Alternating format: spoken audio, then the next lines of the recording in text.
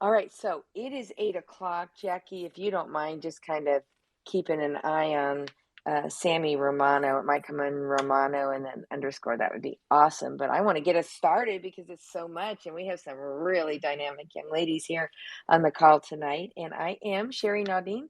I am the owner of Collegiate Sports Advocate, and this is my 8th year. And I'll tell you, Peyton, I know her number. Peyton was my 66th client. Her uncle went to high school with me, if that's not some relationships from many, many years at work.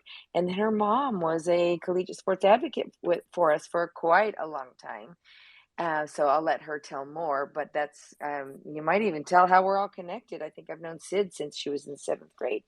But that's what this is all about, what we do. We stay with them till they graduate college, so we're there to support them and building the relationships and making sure that they're having that great experience that they were looking for. So tonight, if y'all don't know, it's Collegiate Sports Advocate, and that I do record these and I put them up on our media page. And then I also participate with Jackie's podcast or Twitter space on 5:30 Central on Tuesday. And that, if you want to know everything about softball, you guys need to be on that one. I am blown away. I can't even keep up with all the content that they dig into and they rank, and it is amazing. So if you are a true softball fan, you need to join us on 5:30 on Tuesday. So, Jackie, I'm going to get started and let you introduce yourself, and then Macy, we're going to go in this order. We're going to go Macy first, then Sid, because that's how you show on my screen, then Peyton, then Maggie, and then Katie Vandermark. And then if Sammy joins in, she'll end up coming in this rotation. But I want you to first, just as soon as Jackie's done introducing herself, just come off mute and introduce yourself, the year you're in college, where you're at, and what travel team did you play for? Go ahead, Jackie, introduce yourself. Wow. First off, thank you so much for the shout out for the Tuesday night space. These players up here today are the reason I even have the space. So thank you for coming on, all of you. So first off, I'm Jackie Wins. I'm from New Jersey, if you couldn't tell by the accent. From the Northeast, but a huge Sooner fan, which is what sort of led me overall to softball. I am a two-sport former D2 athlete. Softball was not one of my sports, but through the passion of the game and the growth of the game, and where it's going, I really, really have invested a lot of my time into it, and hopefully bringing a lot of different people together on Twitter through that Twitter space on Tuesdays in that overall arena. But I'm here tonight to just sort of learn here and just see what the girls have to say and help the game grow. Alrighty, thank y'all. Hey, I am Macy Graff. I'm a freshman infielder at Mississippi State University, and I played for Texas Glory. Hey guys, my name is Sydney Lewis. I'm a freshman at the University of Maryland. I'm a first baseman, power hitter, and I played for Texas Glory. Wow, okay, we got a lot of freshmen over here. My name's Peyton Cody. I'm a fifth-year senior graduate student at St. John's University, former catcher, but I'm currently in the outfield. Hi, everybody. I'm another freshman. My name's Maggie Chapin, and I'm a pitcher at Longwood. Oh, and I played for the Zephyrs and Team Kansas. Hi everyone, my name is Katie Vandermark. I am a redshirt freshman. Kind of play everywhere. I'm in the outfield right now. I transferred to Ball State University from McNeese, and I played for Texas Glory. I forgot to say. Oh, go ahead. I forgot to say I was a Corona Angel. That's right. I was going to say it sounded so Texas Glory oriented. Oh my gosh.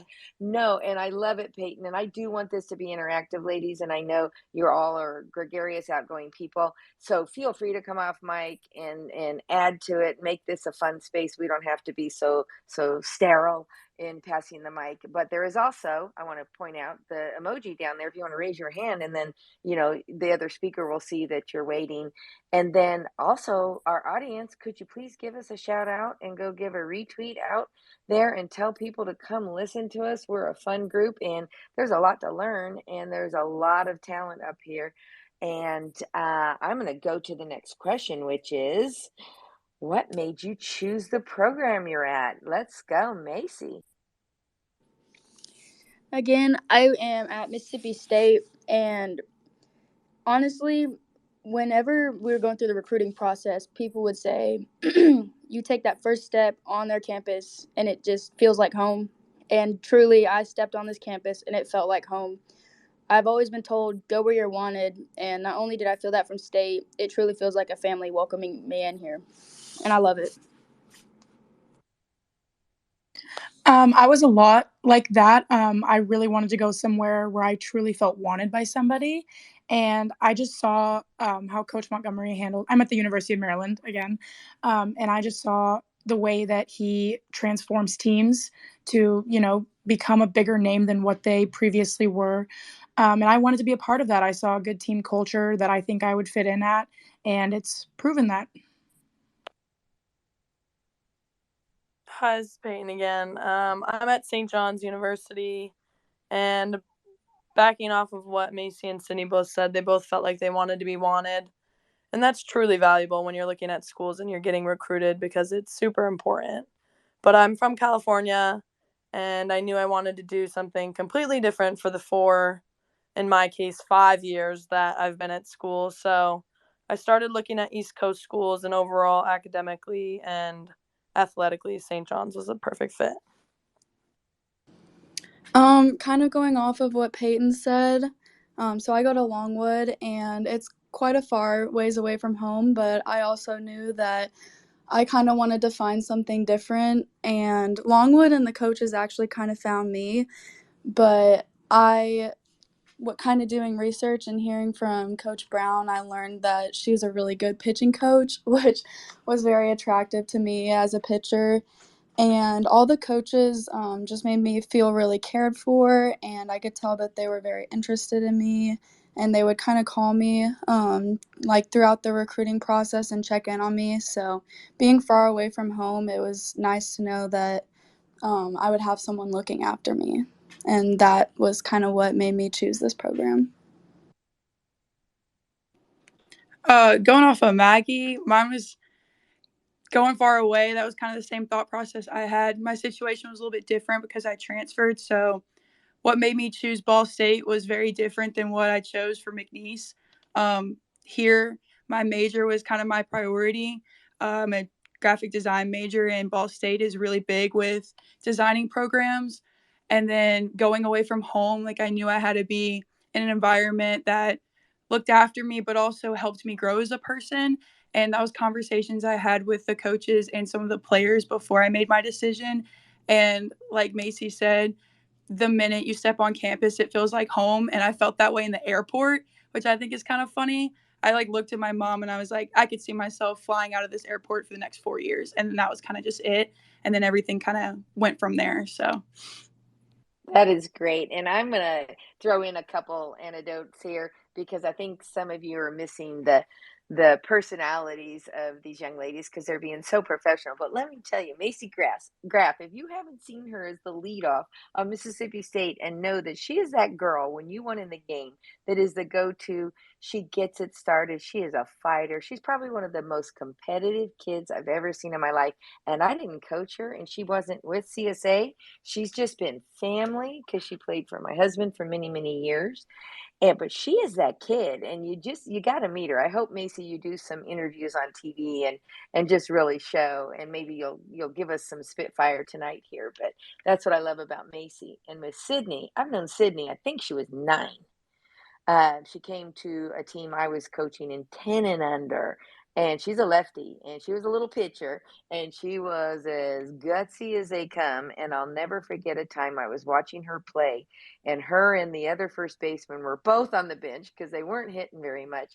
And my husband looked at her and said, I need you to hit, and I need you to hit right now. She gets in and crushes a home run. And then she did it again this year because Sydney, I'm sure, is going to tell her story, but she doesn't get a lot of time on the field. But when they call on her, she does what Sid does. She hits bombs. Peyton is probably the most athletic kid I've ever seen. Peyton is tall. She looks the part. She plays the part. She was on a dynamic team playing for the amazing Marty Tyson. If you haven't seen the kids that he outputs into the College World Series, you haven't seen the elite of elite coaches. And Peyton plays everywhere. And Peyton is that big bat on the roster, and she's also the team leader. Everybody loves Pup is her name. Everybody loves Pup. And I've sent several kids afterwards, and she's always that kid that takes them around and gets them involved in the program. And then Maggie, okay, I'm going to cheat Maggie, and I'm going to tell how you were really found here, because sometimes this happens when we're in recruiting and we have a kid that's not getting showcased in the right place at the right time, and she might be missing a big, huge tournament. We call our friends and we say, hey, anybody need a pitcher? And Dave Lestrap's another big name in the sport, used to coach for Batbusters. He's got another brand now. And he called me and said, Sherry, I need a pitcher for Colorado. You got one that can play at this level? I said, dang, I sure do. She's out of Zephyrs, but I don't want to tell you that. I want you to call her. I want you to look at her film, and I want you to know she can be a contributor. But Dave, I need this kid recruited. Well, here goes how we all work together. He knows different coaches than I know, and I know different coaches than they know. And it all turned out. Dave made that connection for Maggie, and her head coach used to be at Boston. And I knew her as an assistant coach, but I didn't know the connection there, and it was amazing. And then with Andy, I keep saying this, but Katie was an amazing shortstop, and yet Katie looks like a third baseman. And McNeese is a local town school for her, and it was her high school coach that gave her that nod over there. And sometimes your comfort zone and what's in your backyard looks really comfortable and like a right fit, but after her first year and an injury, and I'm sure she'll tell more about the story, she discovered that she needed to be someplace else. So I just wanted to add a little personality and a little bit of their story and not take any thunder from them. But I'm going to go now and say, not that it's too Texas Glory heavy here, but what was your travel team and what part did they play in developing your talent and helping you get recruited? Macy. I played with Texas Glory under Coach Mariah Haygood, Ed Naudine, and Kevin Shelton throughout my 14, 16, and 18U career. And what can I say? They all have such a great coaching philosophy, and they have completely different coaching methods. One day, it's all, everyone's great at softball. The next, what the hell did you just do? And just understanding that we all learned different was just amazing how they taught us all the same thing and we all got better. What I've always been told throughout the organization that stuck with me was be great wherever I put you. And for me, they started me in the outfield. I am not a strong outfielder at all, by all means, but I went out there, I did my best, and slowly I was put to where I am now at third. And without all their coaching staff having different philosophies to coach me, I don't think I'd be as good as a third baseman as I am today. And it truly is a trust the process with the recruitment process, because nobody knows where you're going to go. Nobody knows where that coach is going to go, if they're going to be there until you're there or if they leave before you're there. And so time and time again, we've just been told to control the controllables, do what you can to control what you can control. And so to me, that meant work hard when nobody's watching, because that's how you get better. And with Glory, they preached and preached and preached to work hard when nobody is watching so we can be better than those before us. Yeah, so I was a Texas Glory girl for 6 years. I didn't even make the top 14U team my first year, and then I just worked my way up. I like to call myself, and I'm sure Sherry will agree with me, I kind of say that I started as this big girl who liked to talk a little too much, and I think that being with Coach Mo all through 14s and then Ed through 16s and then, Kevin in 18U, they all just took a chance on me and they wanted to change me for the better. And I think if I didn't have them, I wouldn't be where I am today, because they just helped me mature as a person and made me realize that I tell myself all the time that there's a time to speak and a time not to speak. And I think it really helped me mature, not just as a person off the field, but on the field, because I knew how to I kind of knew my own ways of how to become a better hitter and just a good person in general, but they helped me become the best teammate possible. And because this comes in so much with recruiting and all of that because, this is what attracted me with college coaches is, my energy, but I also had to learn how to control that energy. So having those people with me was just so beneficial to me just because sometimes it's not about the skills, like you want to talk about getting this big hit or getting that big strikeout, but at the end of the day, you also have to be a good person. And I think that this journey helped me with recruiting so much with college coaches. Yeah, so I played for Marty Tyson that Sherry mentioned on the Corona Angels. I'm a California kid. My recruiting process and everything was a little bit different. I played with some of the best athletes I've ever played with when I was in high school on his team. We've got Megan Framo, we've got Maddie Husky, we've got Mackenzie Meach. All these kids that went Pac 12, Big 12, all these crazy schools, SEC. And then there was me who kind of got overlooked with certain things. Like I wasn't a starter on Marty's team. It was one of those teams where you had to work for everything, you had to earn everything you got. And I'm not going to lie, there were some bigger names, and I was just a small fish in a big pond at the time. So my recruiting and everything with travel ball, I did get overlooked, but that's where Sherry stepped in and got me the exposure I really needed. But I will say, playing for a guy like Marty Tyson, it really does make you mentally tough, and it adds a lot of character. So nothing but love for that man. So, my story, I guess, is kind of the opposite of Peyton's, and I think most everybody else's. But I started out playing a lot of my kind of developmental years with the Zephyrs, and they kind of really helped me develop my game all throughout high school and kind of introduced me to the recruiting process. And I was working really hard trying to get recruited with them, but just wasn't really getting results. So they ended up introducing me to CSA. And through CSA, they helped me get opportunities to guest play with the Bat Busters, like Sherry already mentioned. But they were really the team that got me recruited. So, yeah. I didn't really play with any big players. I was one of the only people on my like normal travel teams to get recruited. So it's kind of a different story, I guess.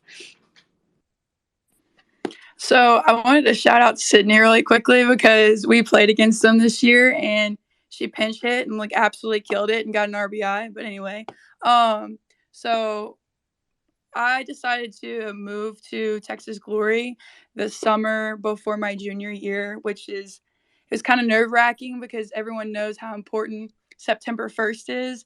And my situation, I played for Marucci in Louisiana, and they were having me play up on 18U team. And when you play on 18U team, everyone's already recruited.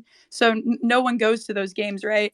And so I decided, I was like, okay, I need somewhere where I'm going to get more exposure. I need a recruiter. I need to figure this out. So I was extremely lucky to have a chance at Texas Glory because I was a Louisiana kid. So obviously I had to travel for practice and whatnot.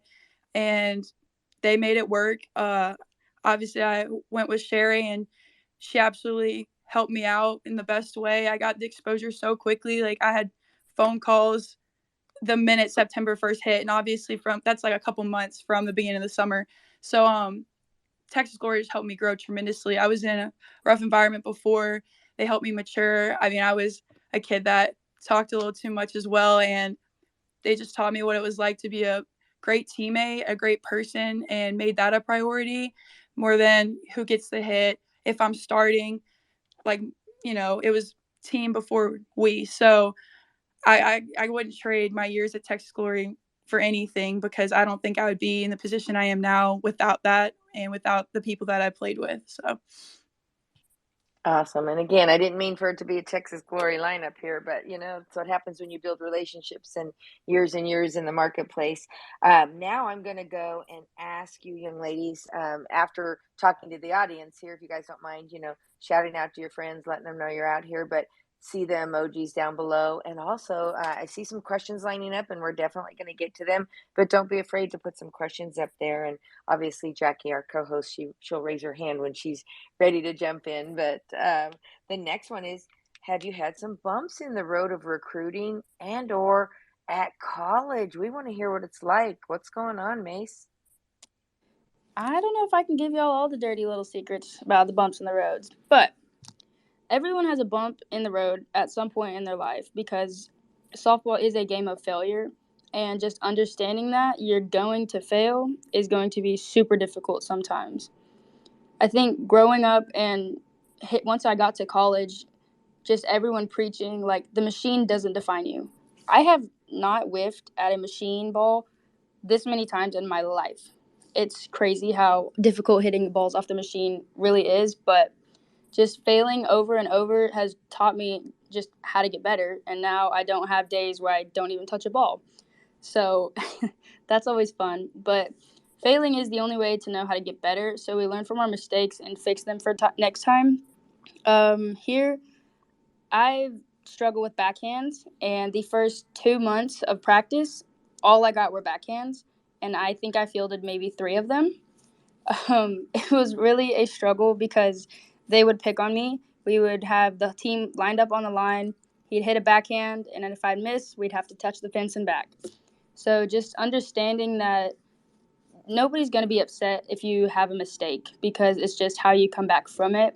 Because as after I'd miss it, I'd get right back on the line and you get the same thing. So after the opportunity passes, you can't do anything about it now. So just work on the next one. And I think just understanding that what you did in the past is in the past and you can't change it now to work for the next one is always just going to be my new mindset in college, especially coming on to these next few games that we have this season. Well, I'm glad that Macy touched on the athletic aspect of it because I'm a little bit more personable with my answers. Yeah, I definitely faced some bumps in the road, especially as a freshman. Um, I think just everything, that academic and athletic workload just really hits you. And I wasn't a kid who took all the AP classes in high school. I needed a good GPA. I'm obviously at a high academic school. And I think one of the main things that I have learned throughout being a freshman is really the idea of self prioritization because mental health is so, so important in college and something that needs to be talked about more. And one of the things that I first focused on when I arrived here was just my social life. And I think that's something that obviously is important, but it actually comes a lot more naturally than you think. Coming from Texas, I was a little bit nervous that I wasn't going to make friends, but then you go to all of these academic athletic events and you have all these new classes with new people and you just meet all of these new people and it kind of just takes care of itself. So I would really just emphasize taking priority of that homework because it really crashes on you when you least expect it. Um, so, you want to go hang out with your friends, but you also have that English paper, that math assignment, and then you procrastinate on it and then you're just stressed out and the mental health thing it just kicks in like nobody's business and it kind of just interconnects with each other, so I would really emphasize taking priority of school. I'm not going to touch too much on like the bumps in my road and like the recruiting process just because I think I'm old now. Like I think it's so different now versus when I was getting recruited. Like I said, I am a graduate student. I'm a 5th year at St. John's. But I will touch on some of like the current struggles I'm going through. The first being last year, I had a season-ending injury. I dislocated my kneecap in the first game of the season. We opened with Auburn. And the funniest thing about it is it wasn't even like during my at bat. I stepped out, took a dry swing, fell to the ground. Like it was a crazy freak accident. The doctors told me I'd be out for 3 weeks. I'd be back for conference. So I was like, great, I'm going to do physical therapy. I'm going to get back. And then same thing happened. We had a practice in the middle of our Big East opener. And I swung and whiffed at a changeup. And I dislocated my kneecap again. So at that point, it was pretty clear that I was going to be out for the rest of the season of my senior year. So that's kind of tough to like handle mentally, emotionally, and physically on all levels. But you kind of just grind through it and you have to be a good teammate for everyone. So I basically kind of took on that role of being the team leader that I was, because I am a captain. So I had to figure out ways to step up and be there for my team when I couldn't physically be there on the field with them. So that was something that was hard to overcome, but it ultimately comes down to not being a selfish person. Like, if you can give, and give, like, why not give everything you have? And then this year, I'm still going through. I'm back on the field, thank God. It's been long enough, but it took a while. I wear a knee brace now. I still am in PT. And right before season, I've had more complications with my knee. I was supposed to be fully cleared. And then we've had problems with it just keeps filling with fluid, and I'm getting my knee drained every other week. Some pretty nasty, like, I've been getting injections, cortisone shots in my knee. And then right as my knee started to feel super good, we had a midweek game, and I go and I dive for a ball in the outfield, and I hurt my shoulder. And then I got an AC sprain, and so that's basically been my biggest bump in the road, is the injuries and just trying to keep healthy. Don't worry, I'm back on the field again. This was like 3 weeks ago, and I got cleared from my doctor. So I'm back on the field again. I'm just a little bruised here and there, but it's all about overcoming things and being there for your team in any way that you can. But it's good to say that I'm back on the field, and that's just my main thing, is just stay as healthy as you possibly can. So, I wouldn't say that I really had too many bumps in the recruiting process. It wasn't like easy, but I was truly just along for the ride, kind of doing what everyone told me I needed to do and just trusting the process. But I will say that I did have a few issues moving in, like being a freshman in college. I adjusted to going to class really easy and like the workout schedule, practice, and everything. But I just had some, unlucky conflicts, just with the dorms and everything. And I had a couple roommates that weren't athletes, and they didn't really understand kind of how everything worked with, our schedules, and they were really disrespectful to some of us. But our coaches really helped me and my roommate, who's also a softball player, through all of that. And our teammates were super supportive. So that was really good. And finally, we moved past all that. Everything's great now. So, yeah. Jackie, did you want to jump in before Katie? Yeah, just real quick to add on to what Peyton was saying, and Peyton, girl, you are not old. Wait till you hit 30. But let me tell you, back in the day, especially, it's super important. And what I tell a lot of my athletes in different sports when they're out recruiting, or getting recruited, is you have to understand what your resources you have at that school, no matter the level, D1, 2, 3, NAIA, it doesn't matter. You are an athlete. You need to know how to take care of your body. Will they provide you with resources? Do you have to bring some resources? You don't know what type of program you're going to. And depending on the level, you may have access to an athletic trainer once or twice a day. Sometimes you can just walk in, right? So you have to figure out, right, how are you going to ensure your own body is going to be able to be kept all through those years? Where are those resources? Because sometimes coaches are very upfront. And sometimes they don't, because they don't say much, right? So you have to make sure you advocate for that part. Because I was 2 weeks into my freshman year, into preseason, and I fractured my back. And so for me, that was one of the hardest mentally to get through that period. So Peyton, I feel for you. Go ahead. Oh my Go gosh. ahead, Peyton. That sounds so painful. I'm so sorry you went through that.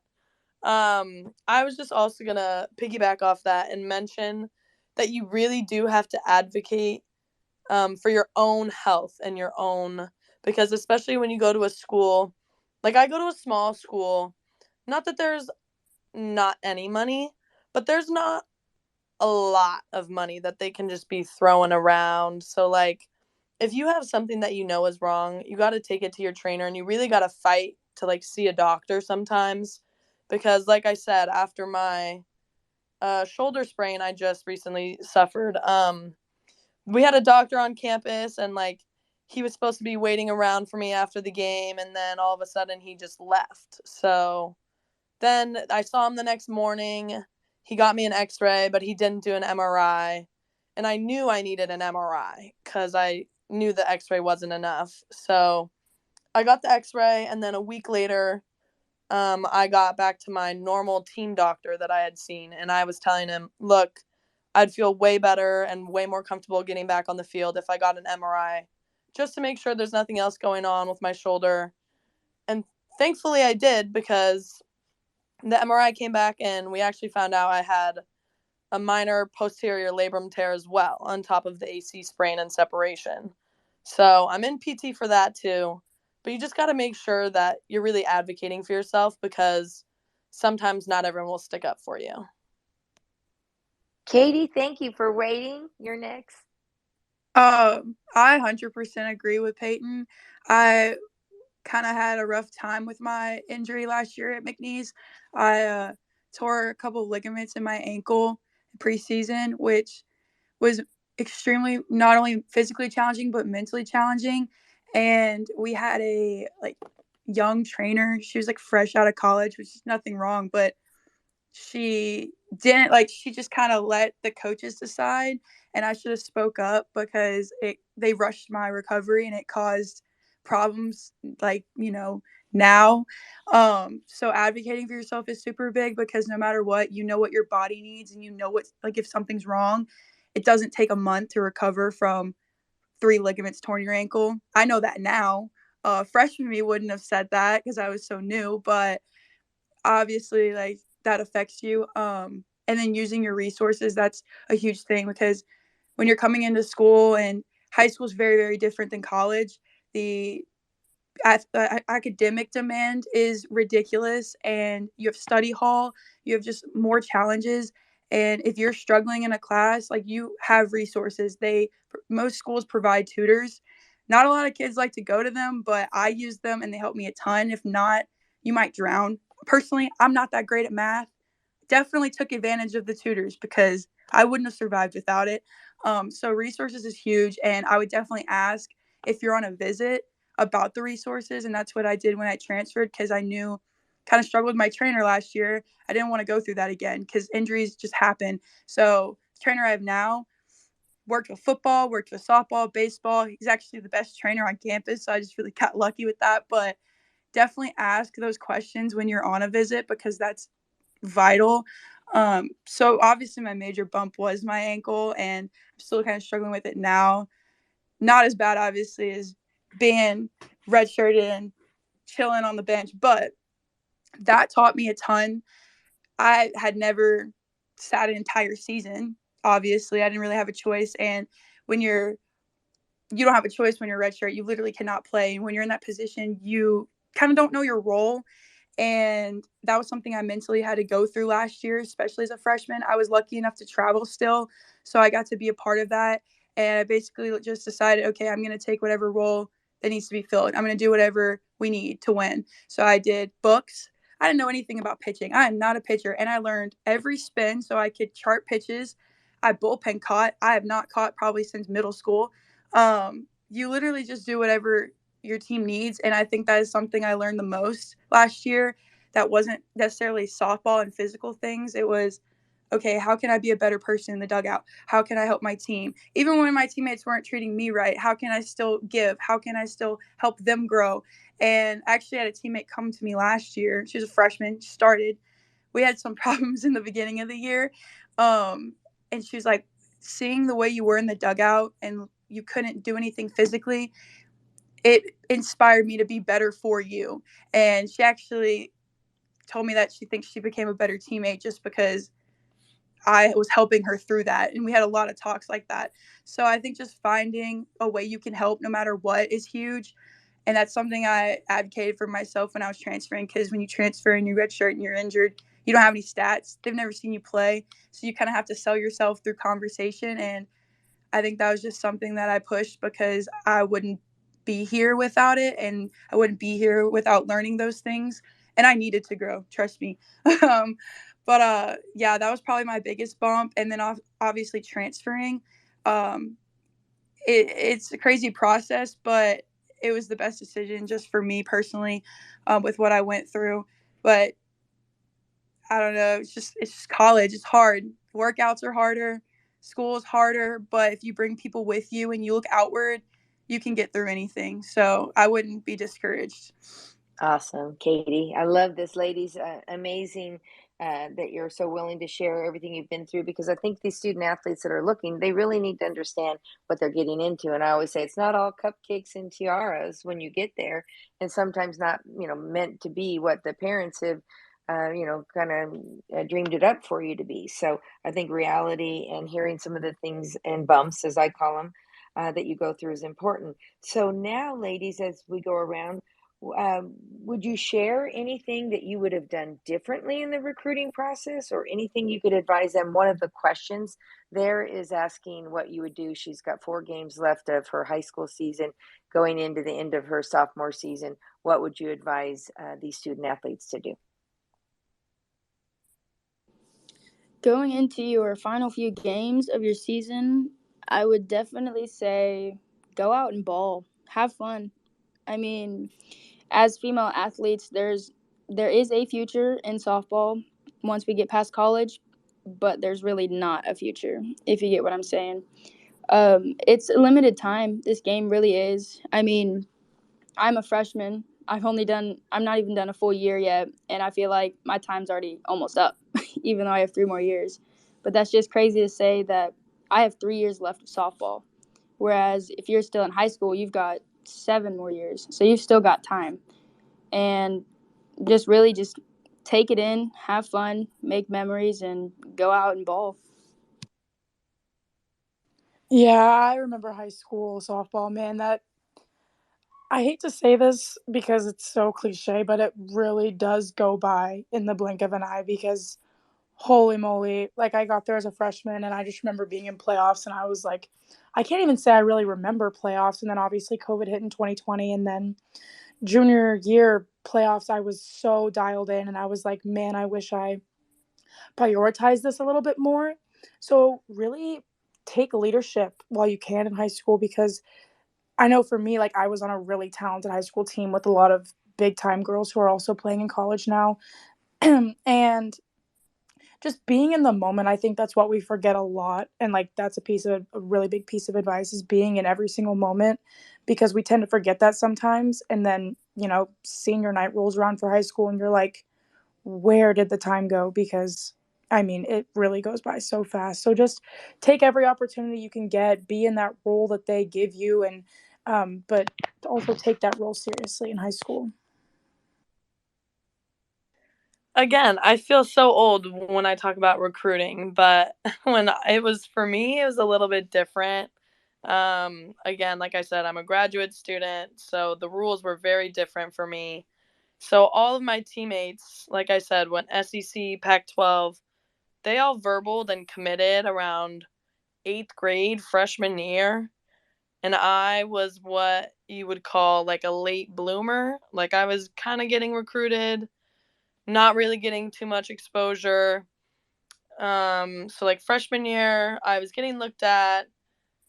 I was all right. It wasn't anything crazy. Like I said, I got overlooked on my travel ball team. I really wish I would have just come to Sherry and accepted the help a little bit sooner. I'm kind of stubborn, and I was like one of those kids. I was like, no, like I'm on Marty's team. Like I don't need more help. Like I don't need it. Like I'm fine. I can do it. And then as soon as my mom kind of sat me down and convinced me, and we talked to Sherry, we kind of came to a conclusion that just try it out, see what happens. Like, what's the worst that could happen, right? Like, nothing's going to get hurt. Well, I ended up committing like a couple weeks later. Like, it really was really fast.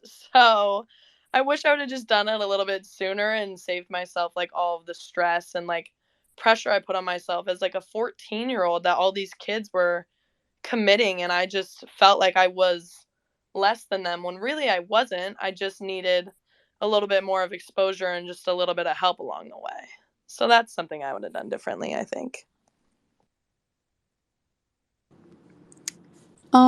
I would say take every opportunity you can get. Um, like for me, if I hadn't gone and guest played for Coach Lestraps, then I wouldn't be where I am. I wouldn't even know what Longwood is. So I would say do that. Do everything you can. Do what people are telling you to do. If you're not really sure what you need to do to get that exposure and get recruited, then talk to Sherry. Accept her help because she really knows what she's doing. So that's all I gotta say.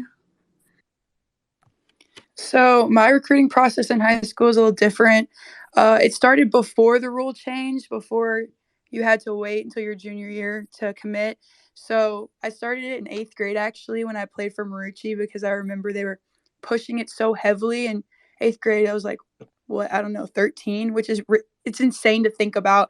And there were girls committing. I mean, I was borderline about to commit to UL, University of Louisiana Lafayette, and that thought is crazy because that would not worked out for me. I did not need to be in Louisiana. But anyway, so I started there and then I was about to commit and then they changed the rules. So they went from, yeah, you can commit early to now you can't talk to anyone until your junior year. So that happened my freshman year of high school. So going from talking to all these schools to now you're silent, you don't know where you're at. It's very stressful. And I was doing it by myself because I had no help. Marucci was just a team. They had no recruiting help really. And my parents, we were a hockey family. We had no idea what to do for softball. So I was doing everything myself, and my mom was helping me as much as she could, but God bless her soul.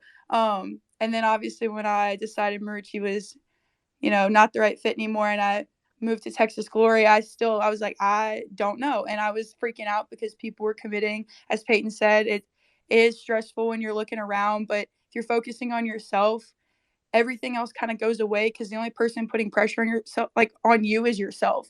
So when I went to Texas Glory and I talked to Sherry, she was spitting all these ideas at me and saying, this is what you need to do, this is what you need to do. And I was like, I had no idea. And I remember starting, she's like, okay, we need to do emails.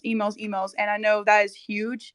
Like, college coaches read those emails. I promise you. That is something that I pushed heavily. I actually prioritized it more when I transferred because now I'm more mature and I'm not as stubborn. So I was like, all right, I guess I should write these emails. But that was a huge thing when I was in high school. Also, just staying consistent. My coach at McNeese actually joked about how I always texted him every holiday. I never missed a holiday. Easter, 4th of July, every holiday I texted him, and he knew I was gonna text him, because you're always on their mind when you're just reaching out. So that's another thing that I definitely would suggest that just made a difference for me. um and then obviously with Sherry just teaching me all that stuff in high school, she doesn't leave you. Even if you commit and you're in high school, she's still right by your side, and through college she's right by your side. There were times where I had to call her my freshman year, stressed out, freaking out about school. When I got injured, I called her. I didn't know what to do. She's always there for advice. And then obviously when I transferred, it was the same thing. I was like, all right, we're back to square one. And this time I knew what to do because she helped me the first time. So when I transferred, I printed out the entire list of NCAA schools and I just started marking them off. I went from ABC order. I was like, all right, this school. And I just started emailing. And she just also has those connections that you obviously just wouldn't have as a sophomore in high school. Like, you don't know these college coaches. So I think that helped me the most. But just learning through that, and I promise it doesn't need to be that deep. Like, everyone will find their place. I know it sounds stressful, and I remember my sophomore year, I broke my hand. I was freaking out. I was like, this is my recruiting year. This is the biggest summer of my life. My hand's broken. Now I'm 2 years into college and I'm exactly where I need to be. So I promise, just enjoy it and enjoy the recruiting process. Like, it is fun. It is fun to go on visits, and it is fun to talk to people and meet different girls. There are schools that I went to and girls that I met that obviously I didn't play with, but I'm friends with now, or playing with some of my best friends in high school. So I think it just enjoying it and seeking help and accepting that help, because you can never have too much help going through this, and you don't want to do it alone. So I think that's just the biggest thing for me. Thank you so much, Katie. Jackie's been so patient, my co-host up there. Of course. And sort of to surmise what you all were saying is there's a couple big pieces here. One is you have to have that motivation internally, right? To drive yourself to write those emails, to continue to be resilient through this process. And second is that you can be as resilient as you want, but if you have a scattergram and you can't organize it and you need help, you might need somebody, right, to assist you with that. Somebody like Sherry to have you be by your side to allow you to take a deep breath, help organize things for you, help give you that template and things like that. It's a lot different nowadays with how much there is to do, right? Before, back in the day, I was writing on like old template Google, just trying to figure it out. But now there's a lot to it, whether it be tape and all social media, everything that's involved. It's hard to navigate. So, just a couple of those pointers. Awesome. Well, we're going to hopefully let you answer your questions as we go around, ladies, because we do have a time limit. But the last one, and then throw in your pieces there, Macy and Katie, as I see your hands, is what's been the best part of being a student athlete? Let's go. Okay, I had forgot about all the emails that we sent, but we sent out, I did personally, I probably sent 10 emails a week. It sounds like a lot, but if you space it out, it's not too bad. And CSA would send us templates and help us out with just how to word it and make each email unique to that coach. So if your degree is in kinesiology, look up their program, say they're 30-second in kinesiology. I don't know. You put that in the email and it just lets that coach know, like, oh, you're interested. You've looked up your degree, your career path, and just like it helps them because if they want you, you've got to want them back. It's just kind of the relationship that goes. For me, the best part of being a student athlete is meeting other athletes from around the world.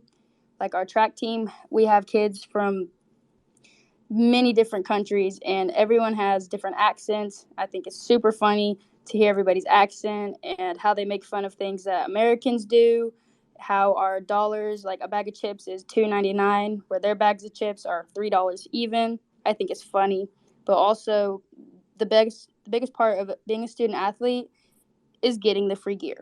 I am a fan of free stuff. I like free shoes, free sweatshirts, free hoodies. If it's football, I wear it. If it's free, I wear it. Just being a student athlete, it's great. I would also like to backtrack really quickly to emphasize the importance of self-independence because as a little seventh grader, I was not a fan of sending out emails and made mommy and daddy type them for me and realized that was not a good thing to do because they held none of my very outgoing personality that I loved to include.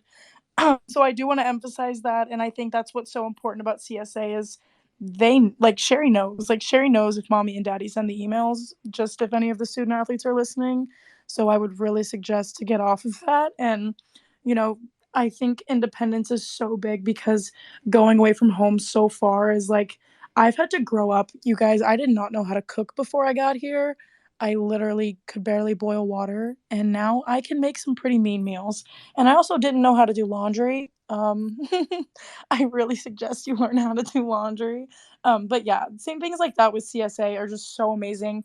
And like she's so right. Like she follows you through college and you can always call her. And I think a big thing too with like camps and stuff like that is like just because you get an email from XYZ University, it could literally be automated. So, like, getting that credibility from Sherry, who knows if it's actually a camp invite, is super important. Anyways, the best part about being a student athlete for me, oh my goodness, is just seeing it all come full circle. I mean, just I started watching like majorly watching college softball. I would have like 5 TVs, 2 computers on of just college softball. So seeing myself a part of that, like going back on ESPN Plus or like Big Ten Network and seeing myself is just seeing it all come back full circle was so amazing for me. And I'm super grateful that Sherry helped me get to where I am through all of this because I literally did not know what I was doing at the ripe age of 12. So I'm super grateful for that. And I'm really happy that I got to be a part of this journey with her and still am on this journey. Kind of going off what Macy said about the equipment, that's funny because that is so relatable. One of my favorite things about being a student athlete is I get to brag. Like, I get to brag to everyone that I'm a D1 college softball player, and I walk around campus like I'm that girl. You know what I mean? Like, yeah, you got to embrace the grind and you got to love the grind. You got to love every workout. You got to love every practice. even on days when you feel like dog poop, you gotta love it, and you just gotta know and trust it that it's all gonna come together. But honestly, my favorite part is the people. I love the friends I've met all across the country, all across the world. It's truly amazing. And softball, I'll be forever grateful for because it's brought some truly amazing people into my life. But back to what Macy was saying, I for sure like to brag about being a D1 athlete. For me, I think my favorite thing about being a college athlete is just like the independence that I have from being like far away from home and like living by myself and just being able to do softball every day, which is what I want to do. Obviously, I still have to go to class and like there's certain things that I still have to do, but I feel like there's a lot of freedom and it's really fun to get to do what you love every day and work on becoming a better athlete with people who want to work just as hard as you are. That's another important part. My answer is pretty much the same. Uh, with Peyton, like I love to brag that I'm a college athlete as well, especially when the guy athletes are on campus and they're trying to talk and all whatnot. And I just like to be proud. Like I'm very proud of the letters I wear on the front of my jersey, and that's a big thing for me. Another thing is, which I didn't really have at my last school, is the support you get from other athletes and other teams. So at Ball State, we have tons of different sports, which I appreciate because I'm just a big sports kid. So I get to go to all these different games, and every athlete knows each other, which is really cool. Like we're always hanging around each other, and we're always around each other, and we're very close, which I just appreciate. And that's something I knew I needed when I transferred, which I'm very lucky to have here. But it's just fun because you guys are all proud of your school and what you do together. And I think that's the biggest thing that I love about being a student athlete. That's awesome. You ladies are almost made me cry because you know how much I love you girls. But I want to let you guys know that I'm going to pass it to Jackie. But before I pass it to Jackie to close us up, please go up to our speakers and show them some love by following them. You know, this is an NIL world now. And there's all these opportunities for these young ladies to build their social media presence and to be a source for you and to be able to communicate and interact with you and you know help you through the things that you're going through. So there's lots of you out here and I just love our audience here, and I know I'm skipping a couple questions that are more generic but just because of time, and I apologize for that. And then next week, before Jackie closes us out because she's so good at it, we are still looking for an academic advisor. We've interviewed two and I haven't found the right one yet that will come in and talk about why you pick a major and when you pick a major and whether or not that's part of your athletic recruiting or not. So if any of you guys know an athletic advisor at a university that you love, will you text me their name and number, and you know I will call them and see if they're a fit for our next Twitter live space. So Jackie. Absolutely. And so, first off, I want to say thank you all for coming on. I know that you have a ton going on, especially in season. That's incredible. When she said how many of you were coming on, I was like, oh man, you all got your homework done. And if not, you're staying up early. But I will say thank you so much. First off, for anybody in the space who's here, any of the athletes who are currently in their recruitment, I know it's not easy. These ladies up here can attest that it's not easy, but with that hard work, look where they are, right? And so stick to that trail, stick to what you know, but also come in here again, get some knowledge, and continue building yourself academically, number one, athletically, and then also on your recruitment trail. Overall, once again, ladies, thank you so much. Thank you, everybody. We'll see you next week or tomorrow night, 5:30 Central on Jackie's podcast. So make sure you follow Jackie too. Have a great night, everybody. Thank you.